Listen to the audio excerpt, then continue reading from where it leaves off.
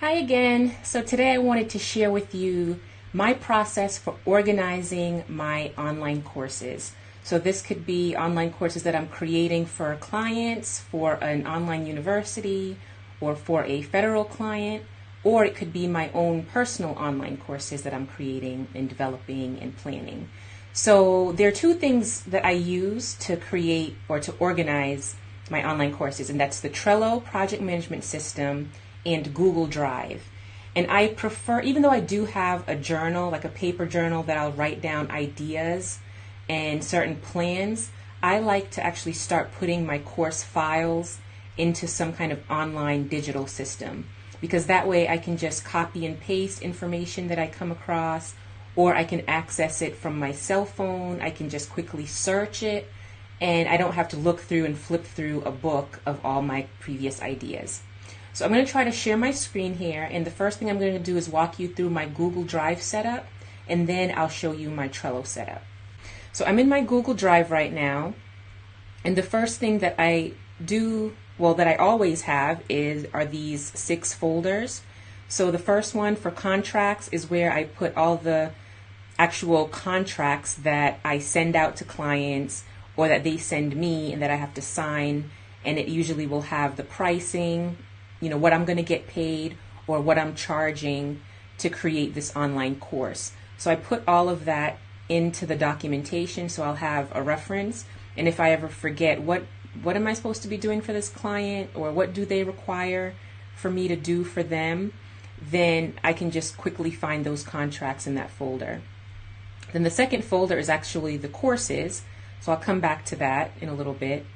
The third folder is my podcast folder. So I host a podcast with my husband called This Miserable Job, and we actually talk about entrepreneurship and kind of how we left the 9-to-5 world and established our own businesses, and how to traverse this world of self-employment. The next folder I have is my affiliates folder.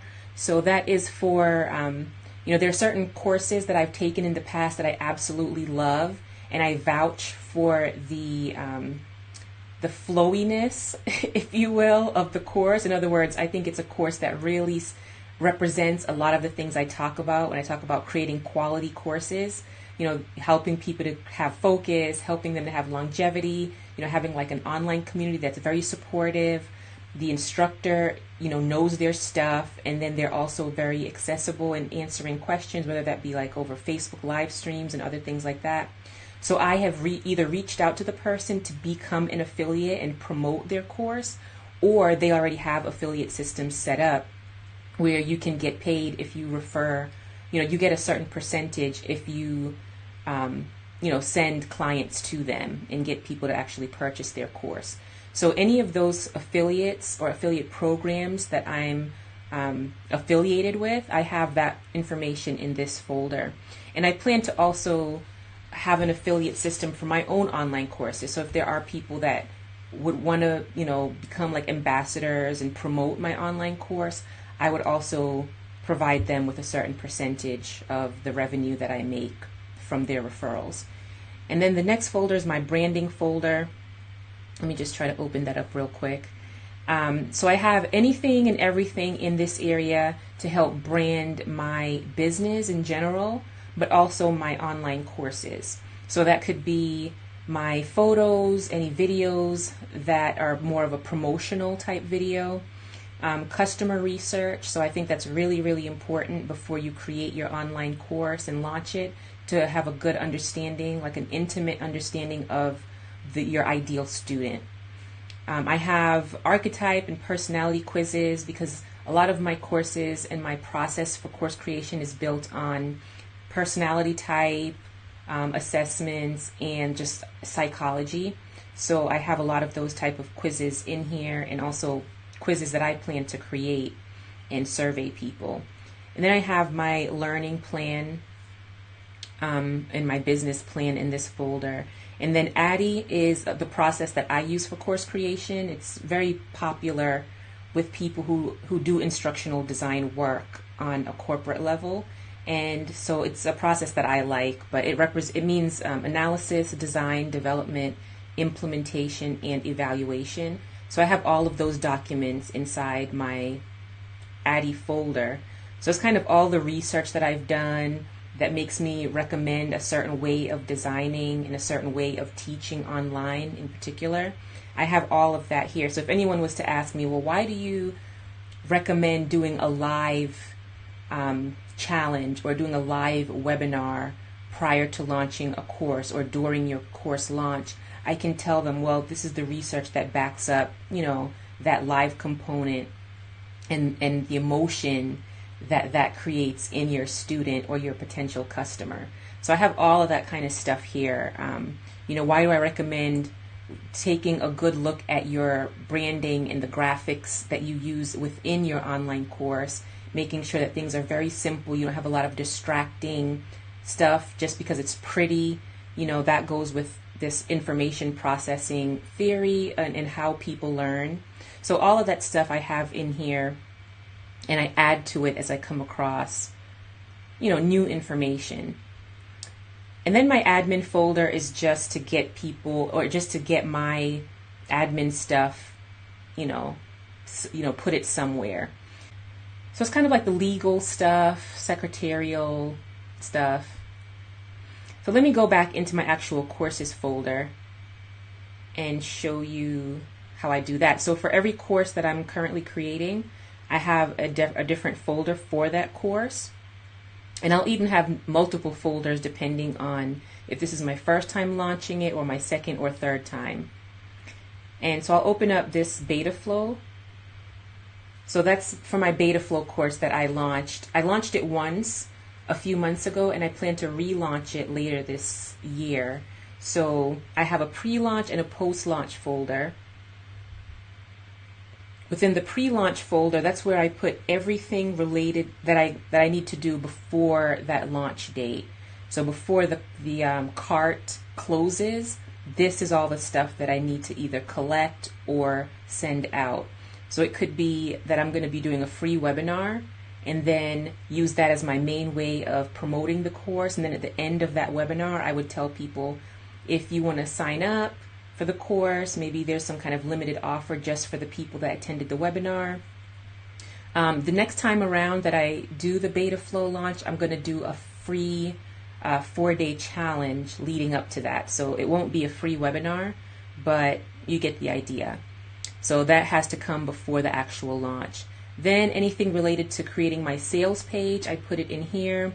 So that could be my actual script. And web copy I put in here. Any emails that I'm going to send out, I add them here, and then I later transfer them into my mail marketing software, which I use MailChimp for that. Any ads that I plan to use.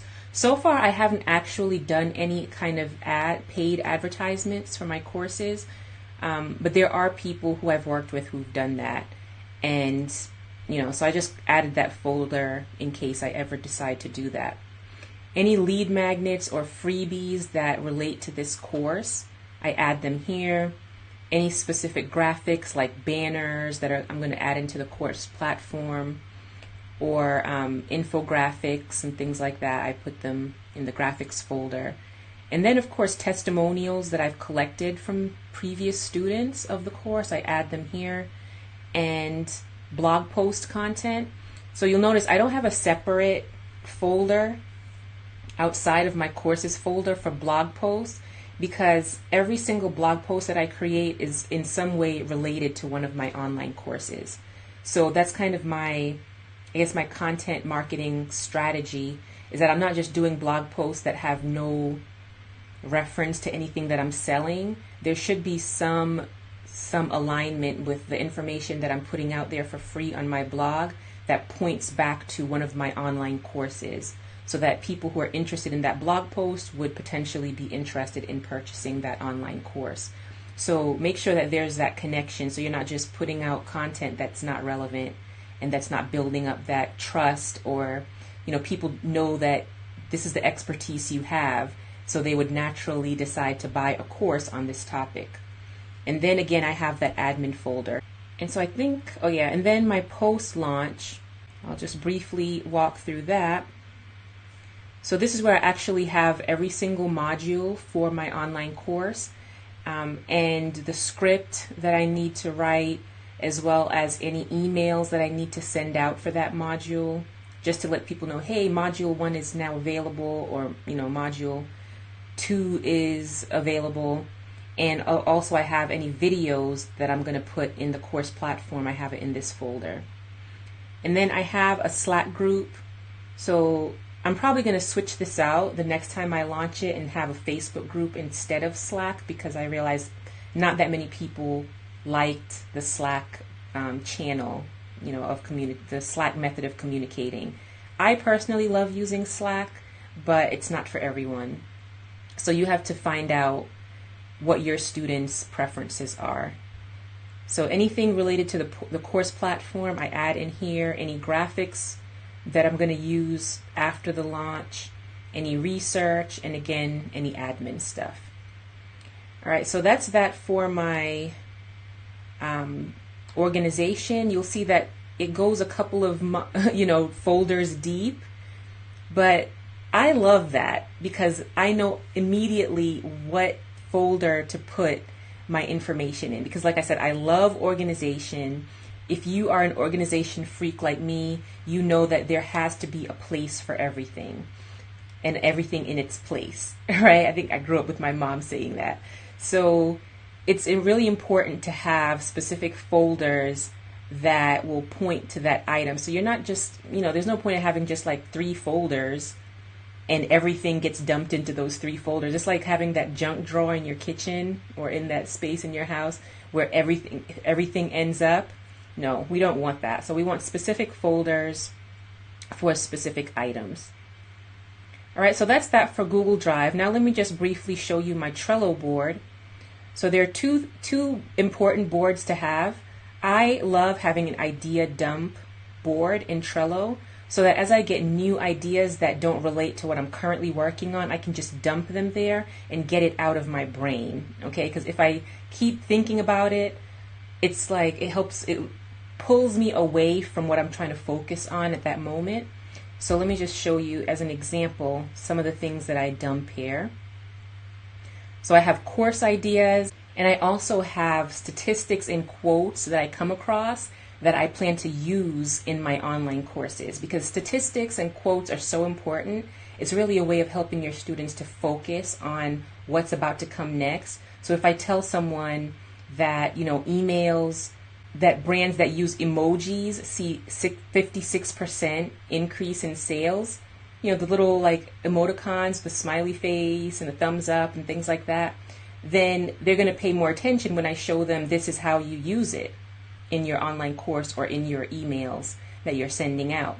So I just put little statistics like that that I'm going to use to help my students focus on the content that's coming. So that's what I use my idea dump board for. Let me just show you one of my other boards. So I have a board specifically for each and every online course that I'm going to be creating. So I'll open up the beta flow one. So the first thing I do is create a board for a column for the problem, right? So that's where I put all the information that I get from customers, clients, students, anyone who is interested in this online course. I ask them, I do Skype calls, I do discovery calls, and I specifically ask them, what are some of the biggest obstacles that you're facing right now when it comes to creating your online course? And I listen very carefully about what they're saying, and then I come back into my Trello board and I write down what they said, or I actually link to the video. If it was a Skype call, I usually record those Skype calls, and then I put the videos directly into my Trello board. And that way I can go back and just remind myself, what are the problems that these people are really having? Because that's what I want to solve, is that problem. And then you'll notice I have basically each step that will lead them to the solution. And then you'll notice that there are ways to add images and videos and things like that directly into Trello. And I absolutely love that as well, because there are certain graphics that I come across that are so moving to me and that I think makes the point perfectly. And so I'll just grab that for inspiration and put it in my Trello board.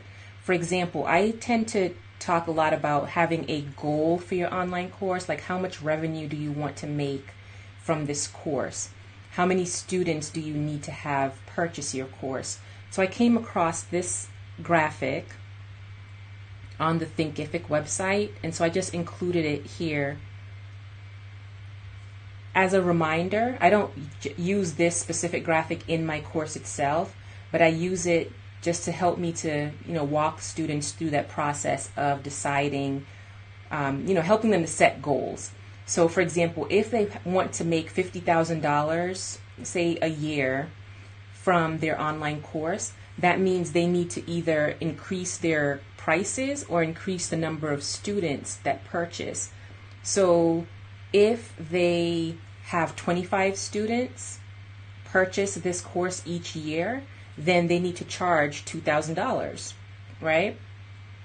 Or if they have a high list number, if they have over 500 or more subscribers, then they can charge a lot less for their course because they can plan to have more students actually purchasing. So I tend to help people focus on these higher course prices and have a goal of getting between 25, 50, or 100 new signups or new students each year. And that's where I come in, because I know how to create courses that can be valued at this high amount.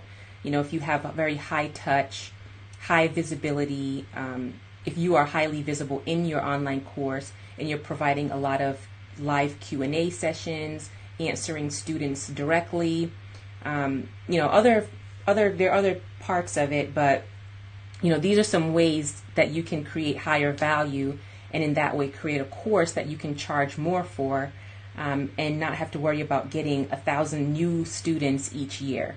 Okay, so I just wanted to share with you guys how I go about organizing my online courses. I hope this has been helpful to you all, and just comment and let me know if you're currently using Google Drive or Trello, or if you're using another project management system for your course organization, or if you plan to start using either of these. All right, so I will talk to you guys next week on my next live stream. And until next time, you can also sign up for my newsletter where I talk about a lot of this stuff week to week. You could go to coursecoder.com/intheflow. That's coursecoder.com/intheflo. And so together, if we work on this, we can really create some courses that help our students focus, help them to have longevity, and help them to have real outcomes.